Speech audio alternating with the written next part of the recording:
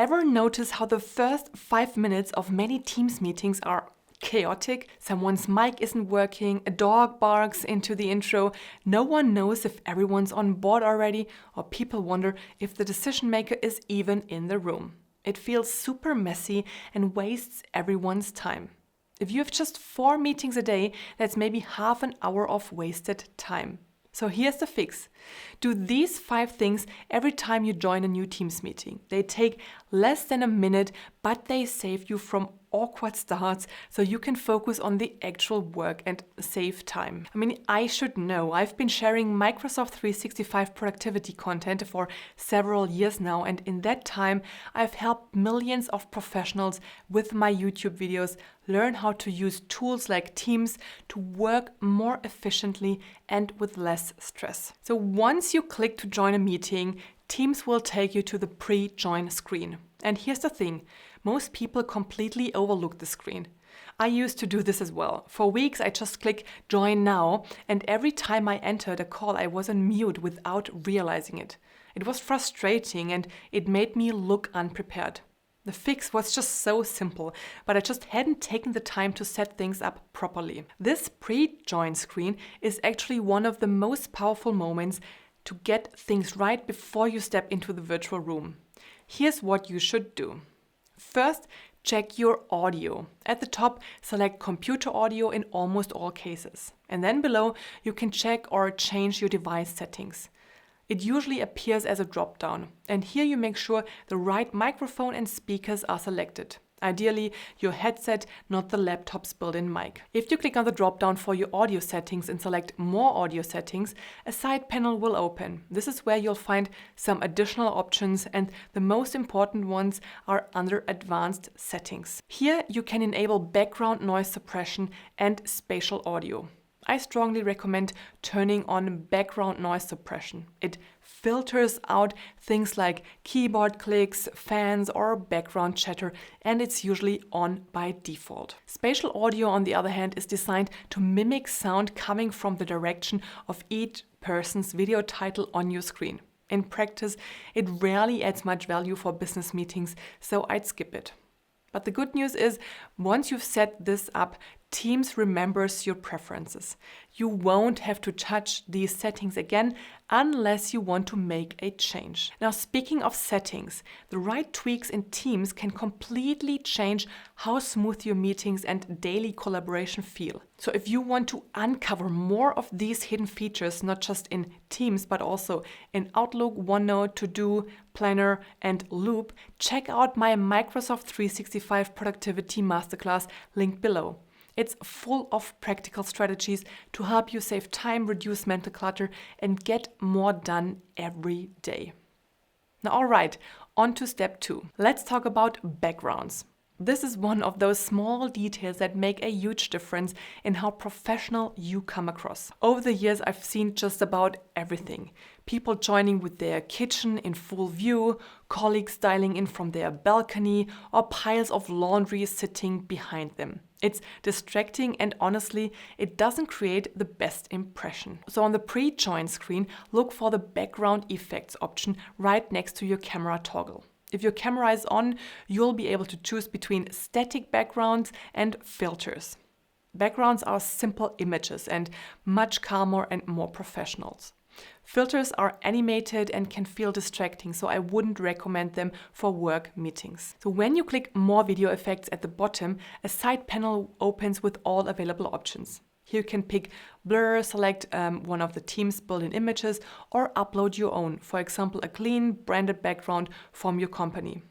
If your camera is off, you can also show an avatar instead of your face. You can customize it using the avatar add-in, though to be honest, I haven't seen this used much in professional settings yet. Still, it's there if you want to experiment. I usually stick to blur or a branded background from my company. It's simple, consistent, and I never have to worry if the room behind me looks perfect. And once you set it, Teams will remember your choice again for the next time. Once you're in the meeting, you can greet the others right away if you're unmuted. But at the same time, I'd always recommend opening the participants panel. You'll find it in the toolbar at the top of your screen. It looks like a little person icon with the word people underneath. This might sound very basic, but don't underestimate it. The participants panel gives you a live overview of everything that's happening with attendance. You'll see who's already in the meeting, who's still in the lobby waiting to be admitted, and who's joined yet, and even who has declined the invitation. And that's actually more powerful than it seems. I'm sure you've been in those meetings where the first 5 minutes are spent guessing. Is Sarah joining today? Did Alex decline? Or should we wait another couple of minutes? Instead of all that second guessing, the participants panel gives you the answers instantly. This panel also lets you admit people who are waiting in the lobby. Depending on the meeting settings, this might be restricted to the organizer and co-organizers, but in most cases, anyone who is already in the meeting can admit others. You'll see a notification pop up when someone is waiting, and in the participants panel, you can simply click the green check mark or admit next to their name to let them in. Once we've checked who is in the room, the very next thing I recommend is opening the chat panel. You'll find it in the toolbar at the top. It looks like a small speech bubble. Now, this might feel optional, but it really isn't, in my opinion, and here's why. In so many meetings I've been part of, people get confused about which chat to use. Someone posts a link in a private chat, another person shares notes in a group chat, and meanwhile a third person is looking in the meeting chat but can't find anything. The result was that valuable information gets lost, people interrupt to ask where the link went, and 5 minutes of focus was wasted.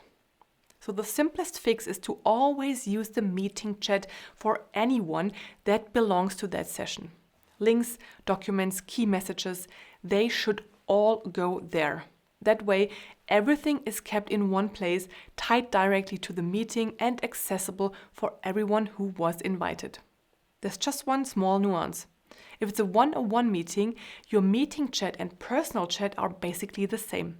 But as soon as more people are involved, it's a best practice to align on using the meeting chat only. It keeps information organized and avoids a lot of unnecessary confusion. So if you're the organizer, this is the point. Knowing that everyone has joined is also when you should think about recording and transcription. Click on the 3 dots in the meeting toolbar and then choose Record and Transcribe. From there, you can start a recording and turn on live transcription. Teams will let everyone know that recording has started, and once the meeting ends, both the video and transcript will be shared in that meeting chat.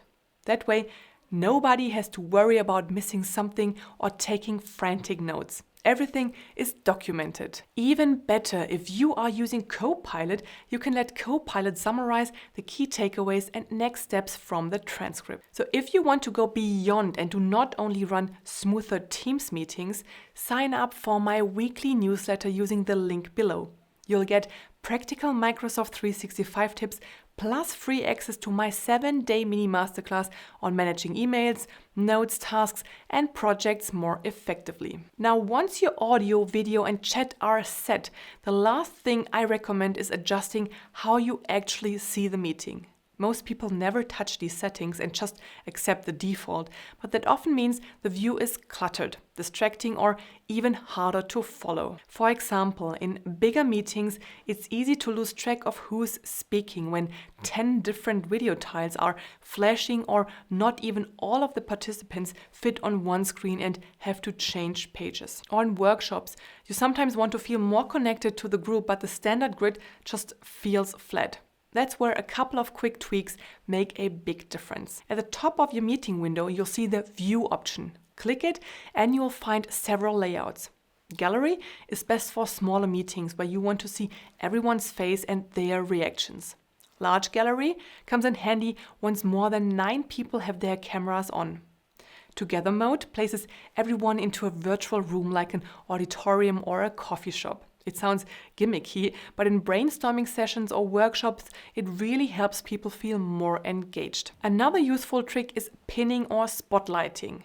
If one person is presenting, right-click their video and select Pin. This keeps them front and center just for you. If you're the organizer and want everyone to focus on a single speaker, use Spotlight instead. It makes that person the main view for all attendees. And if your internet connection isn't great, there's a small but powerful setting.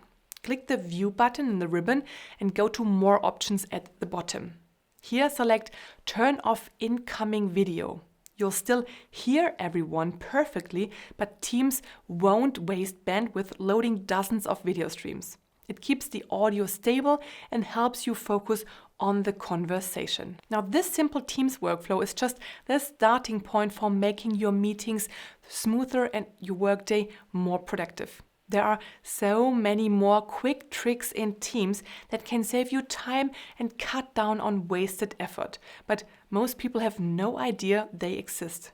So watch this video next where I'll show you some of my favorite Teams productivity tips that can completely change the way you work.